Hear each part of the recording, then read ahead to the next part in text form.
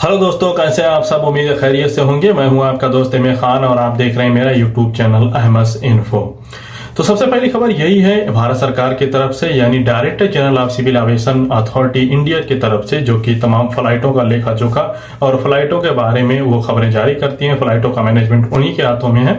तो उन्होंने आज तकरीबन 3 बजे के आसपास, यहाँ सऊदी अरब की टाइमिंग के हिसाब से मैं आपको बता रहा हूँ, अपने ट्विटर हैंडल पर एक नया आर्टिकल, नया सर्कुलर पोस्ट किया है, जिसमें उन्होंने कहा है कि इंडिया से नॉर्मल इंटरनेशनल फ्लाइटें 28 फरवरी तक बैन रहेंगी, यानी पूरी तरह से नहीं चलेंगी। यहाँ पर आप लोग थोड़ा सा कंफ्यूज हो गए होंगे कि क्या तमाम फ्लाइटें बंद हो रही हैं। तो ऐसा बिल्कुल भी नहीं है। जैसे कि मैं हर बार आपको पूरी क्लियरिटी के साथ में बताता हूँ, वैसे इस बार भी बता रहा हूँ कि ये फ्लाइटें, ये जो आदेश है, ये जो सर्कुलर आया है, ये नॉर्मल इंटरनेशनल फ्लाइटों के लिए है। तो नॉर्मल इंटरनेशनल फ्लाइटें अभी भी बंद हैं, पहले भी नहीं चालू थी, जब से कोरोना लगा हुआ है तब से बंद है, और ये आगे भी 28 फरवरी तक बंद रहेंगी।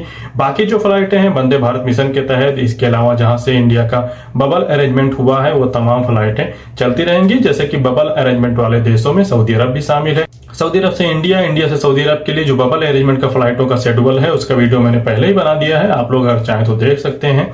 और जो लोग यहाँ पर मेरे पुराने सब्सक्राइबर हैं, पुराने लोग जो वीडियो देखते हैं, वो ऑलरेडी इसके बारे में जानते होंगे। तो अगर आप लोगों को कोई ये बताए कि इंडिया ने 28 फरवरी तक तमाम फ्लाइटें बंद कर दी हैं, तो आप लोग उसको बिल्कुल इग्नोर करें, और हो सके तो उसको जवाब देकर आए कि ये बात तुम्हारी गलत है। वो फ्लाइटें पहले से ही बंद है, नॉर्मल फ्लाइटें, और वो आगे भी 28 फरवरी तक बंद रहेंगी।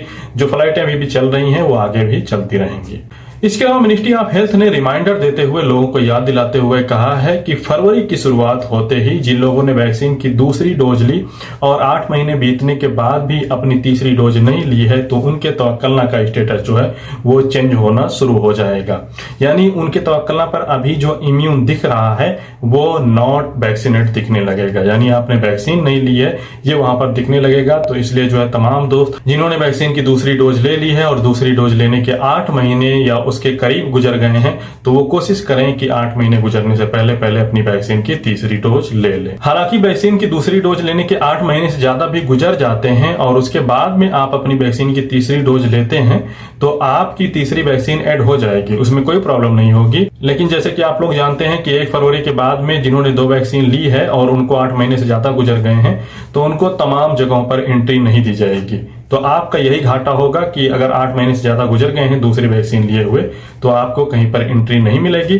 इसके अलावा जो लोग यहाँ पर रियाद में रहते हैं, उनके लिए मेट्रोलॉजी डिपार्टमेंट की तरफ से कहा गया है कि आने वाले सैटरडे को और फ्राइडे को, यानी जुमा और शनिचर को, रियाद का टेम्परेचर जो है वो -3 डिग्री तक जाने वाला है। अभी आप ये समझ लें कि यहाँ जो अभी रियाद में ठंडी हो रही है वो लगभग 9 और 10 डिग्री के आसपास है यहाँ का टेम्परेचर। लेकिन आने वाले सैटरडे को, फ्राइडे और सैटरडे दोनों दिन के लिए कहा गया है कि ये -3 डिग्री तक जा सकता है, यानी 0 से भी नीचे 3 डिग्री तक।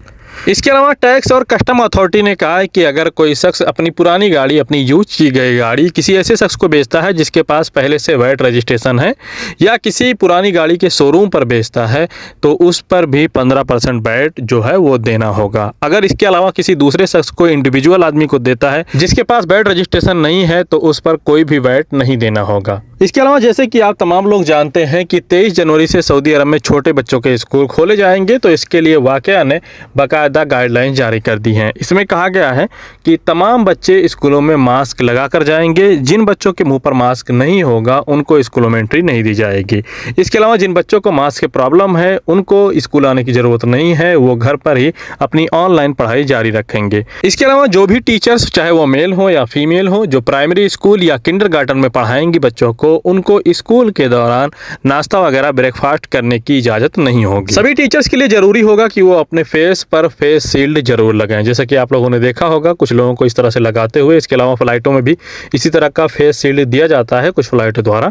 तो इस तरह की फेस शील्ड तमाम टीचर्स को लगानी ज़रूरी होगी। और इसके अलावा तमाम बच्चों को हिदायत की गई है और स्कूल के जो मैनेजमेंट है उनको भी बताया गया है कि बच्चे जो हैं वो स्कूल के दौरान कोई भी अपनी पर्सनल चीज़ एक दूसरे बच्चों के साथ शेयर शेयर न करें, जैसे कि पेन या बुक वगैरह। इसके अलावा मिनिस्ट्री ऑफ हज एंड उम्रा की तरफ से कहा गया है कि जो लोग बाहर से सऊदी अरब में उम्रा करने के लिए आ रहे हैं तो उनके वीजे की लिमिट जो है वो 30 दिन है और उसमें वो हर 10 दिन के बाद उम्रा कर सकते हैं।